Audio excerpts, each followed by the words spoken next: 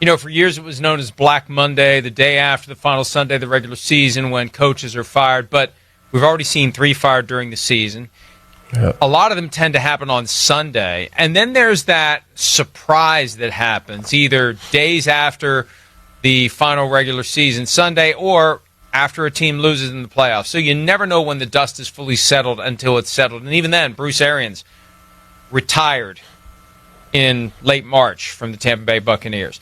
Here's Mike McCarthy, who will not have a buyout if he's not brought back by the Cowboys because in the last year of his contract, on how much he wants to be back as head coach in Dallas for 2025. Well, I think the biggest thing, Todd, is, and I do appreciate the opportunity to speak on it, but, I've answered this question the same forever how many months now. So I think the focus, I need to make sure I'm doing exactly what I'm asking everybody else to do. So we need to finish the race. It's been a challenging year. So based on our contract situation for the coaches, stating the obvious, but, we'll have time to talk about that next week. And look, he understands where this is all headed. Not that he's going to be gone, but it comes down to next week. It comes down maybe to how Jerry Jones feels when he rolls out of bed. That's one of the realities of having all of the power for a multi-billion-dollar business concentrated in one person. That person makes the decision, and who knows what the decision is going to be. Has Jerry Jones seen enough to bring him back? Stephen Jones was asked the question yesterday about the possibility that other teams might want to hire Mike McCarthy. I just think it would be beautiful if he says to Jerry, I'm leaving. I got an opportunity here, there, or wherever. I don't want to come back. You rarely see a coach become a free agent, but he can. I don't know how great the demand will be, but this could go a bunch of different ways. And, we've really gotten the sense the past month or so that it's not the foregone conclusion we assumed it was, Devin. And it's very unique because if this was a player who was on a team and they were having some success and the team doesn't decide to extend them and their free agency's looming and they're like, hey, well, I'm going to wait, we'll see how it works out. I'll focus on that next. We would kind of be saying, this sounds like this player doesn't want to be back there because most players that want to be back, like even Micah Parsons, he's talked about wanting to be a Cowboy forever and all of those things. So, like you said, it just doesn't happen often with a head coach. So to hear Mike McCarthy kind of talk about, I'm focused on the season, we'll worry about that next week. It is interesting. It gives you this vibe of, maybe if he is back, maybe he has some things that he wants done differently or that he wants to talk to ownership about. So very unique situation. Mike McCarthy's won a lot of games since being in Dallas. So to not have a contract extension, I wonder how he truly feels about that. I know as a player, I used to feel a certain way each time I went in free agency that I didn't have an extension. And, it made me go into free agency thinking, okay, maybe I won't be back. So it's very interesting. I can't wait to see how it all unfolds because like you said, I think maybe a month ago is Mike McCarthy actually has some leverage in this thing that people were never talking about. It was all about, hey, is he going to be back? Are they going to bring him back? And I remember you saying it, maybe he won't want to go back. And it seems like that possibly could be coming next week. Oh, and you think of what Jerry Jones put him through the past year under this guise of when people are under pressure, you get the most out of them. He had him dangling last year, issued the statement that he'll be back, talked openly about hiring Bill Belichick. Mike McCarthy kept his head low and his mouth shut the entire time. Now, the power swings to him. I don't know how much, but the power swings to him. Look, even if he doesn't have another head coaching opportunity, he could go somewhere and be an offensive coordinator. He could say, I just don't want to work for you anymore, Jerry. I quit before I'm fired.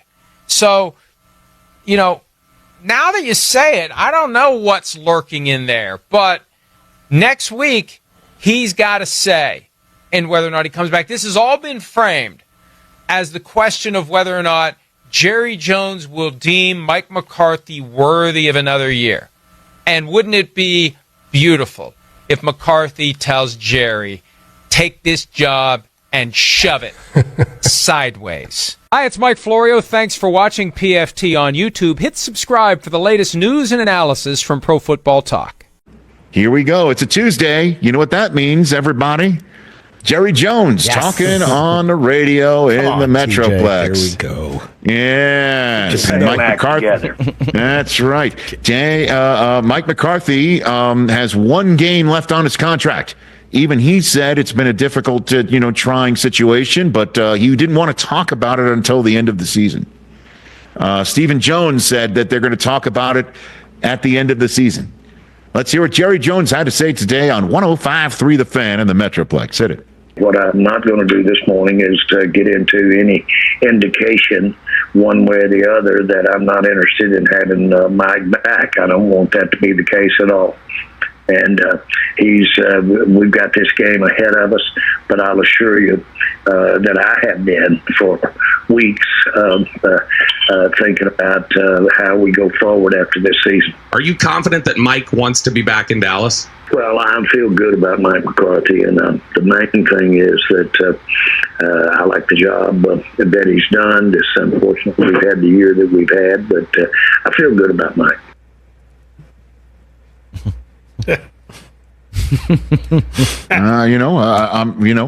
All right. Okay. I don't know what else to say other than the fact that Dak wants him back, and Mike McCarthy's a great dude, and he knows football, and I don't know how a season like this, and an all-in season where it's just been completely obliterated to smithereens, another Super Bowl season goes by the wayside, or at least a hope of a season, and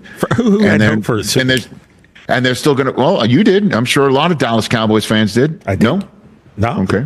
Okay. Who, Very me? good. Hey, listen. I know the Jones family did. Did they know? Yeah, I know that.